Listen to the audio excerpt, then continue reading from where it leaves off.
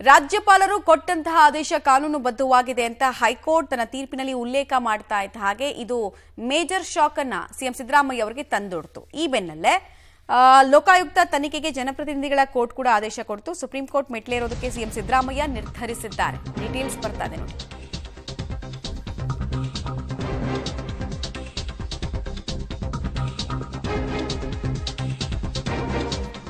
ಲೋಕಾಯುಕ್ತ ತನಿಖೆಗೆ ಜನಪ್ರತಿನಿಧಿಗಳ ಕೋರ್ಟ್ ಆದೇಶ ಕೊಟ್ಟ ಬೆನ್ನಲ್ಲೇ ಸುಪ್ರೀಂ ಕೋರ್ಟ್ ಮೆಟ್ಟಿಲೇರೋದಕ್ಕೆ ಸಿಎಂ ಸಿದ್ದರಾಮಯ್ಯ ನಿರ್ಧರಿಸಿದ್ದಾರೆ. ಹೈಕೋರ್ಟ್ ವಿಭಾಗೀಯ ಪೀಠಕ್ಕೂ ಅರ್ಜಿ ಸಲ್ಲಿಸೋದಕ್ಕೆ ಹಿಂದೇಟು ಹಾಕೊಳ್ತಾ ಇದ್ದಾರೆ.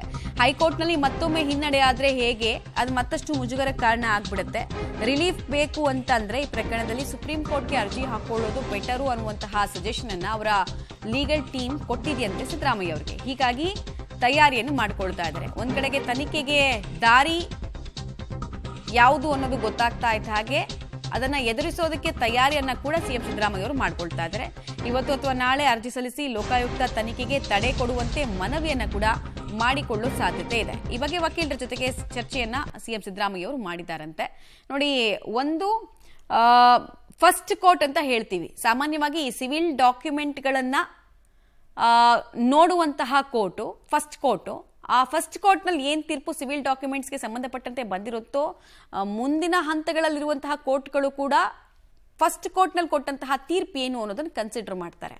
ಸೊ ಈ ಭಯ ಸಿಎಂ ಸಿದ್ದರಾಮಯ್ಯ ಅವ್ರಿಗೂ ಕೂಡ ಇದ್ದೇ ಇದೆ ಅಂತ ಅನ್ಸುತ್ತೆ. ಹೀಗಾಗಿ ಡಿವಿಷನಲ್ ಬೆಂಚ್ಗೆ ಹೋಗಿ ಅಲ್ಲಿ ಮುಖಭಂಗ ಅನುಭವಿಸೋದಕ್ಕಿಂತ ಸುಪ್ರೀಂ ಕೋರ್ಟ್ನಲ್ಲಿ ಇಂಥದ್ದೇ ಪ್ರಕರಣ ಅಲ್ಲ ಅಂದ್ರೂ ಇಂಥ ಕೆಲವು ಪ್ರಕರಣಗಳಲ್ಲಿ ಅಲ್ಲಿ ರಿಲೀಫ್ ಸಿಕ್ಕಿದ್ದಿದೆ. ಇಂಟರಿಮ್ ರಿಲೀಫ್ ಅಂತ ಹೇಳ್ತೀವಿ. ಅದನ್ನ ಇಂಟರಿಮ್ ರಿಲೀಫ್ ಅನ್ನ ಪಡೆದುಕೊಂಡ್ರೆ ಸ್ವಲ್ಪ ಉಸಿರಾಡೋದಕ್ಕೆ ಅವಕಾಶ ಸಿಕ್ಕಂತಾಗತ್ತೆ, ರಾಜಕೀಯವಾಗಿ ಹೋರಾಟ ಮಾಡೋದಕ್ಕೂ ಅವಕಾಶ ಸಿಕ್ಕಂತಾಗತ್ತೆ ಅಂತ ಹೇಳಿ ಸುಪ್ರೀಂ ಕೋರ್ಟ್ಗೆ ಅರ್ಜಿಯನ್ನು ಸಲ್ಲಿಕೆ ಮಾಡಿ ತುರ್ತಾಗಿ ವಿಚಾರಣೆ ನಡೆಸುವಂತೆ ಕೇಳ್ಕೊಳ್ಳಬಹುದಂತೆ.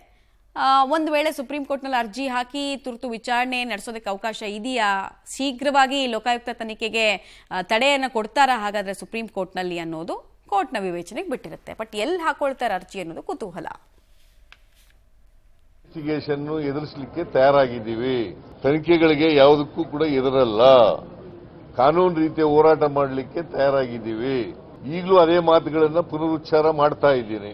ಈಗ ನನಗೆ ಗೊತ್ತಿರೋ ಮಟ್ಟಿಗೆ ರೆಫರ್ ಮಾಡಿದ್ದಾರೆ, ಮೈಸೂರು ಲೋಕಾಯುಕ್ತಕ್ಕೆ ರೆಫರ್ ಮಾಡಿದ್ದಾರೆ. ಬಿಕಾಸ್ ಅಲ್ಲಿ ಕಂಪ್ಲೇಂಟ್ ಕೊಟ್ಟಿದ್ರು ದೂರುದಾರರು ಮೈಸೂರಿನವರು, ಮತ್ತೆ ಮೂಡ ಮೈಸೂರಿನಲ್ಲಿದೆ ಅಂತ ಮಾಡಿರಬೇಕು ಅಂತ ಅನ್ಕೊಂಡಿದ್ದೀನಿ ನಾನು.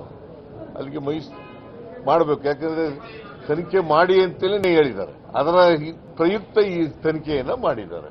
ನಾವು ಇನ್ನೂ ಮಾತಾಡಿಲ್ವಲ್ಲಪ್ಪ. ಪೂರ್ಣ ಆದೇಶ ಸಿಕ್ಕಿದ ಮೇಲೆ ಅವೆಲ್ಲ ಮಾತಾಡೋದು.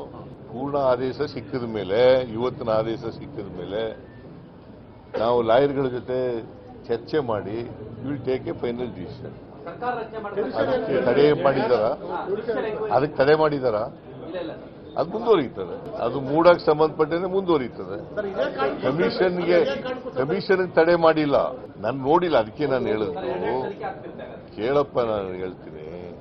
ನಾನು ಸಂಪೂರ್ಣ ಪ್ರತಿಕ್ರಿಯೆ ಕೊಡಬೇಕಾದ್ರೆ ಆದೇಶ ಓದಿದ ಮೇಲೂ ಕೊಡೋದು, ಪ್ಯಾಚ್ ಆಗಿ ಕೊಡಕ್ಕಾಗತ್ತ?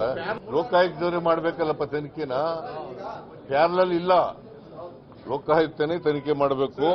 ಅದನ್ನ ಸಂಪೂರ್ಣ ಆದೇಶ ಓದಿದ ಮೇಲೆ ಯಾಕೆ ಮಾಡ್ತಾರೆ?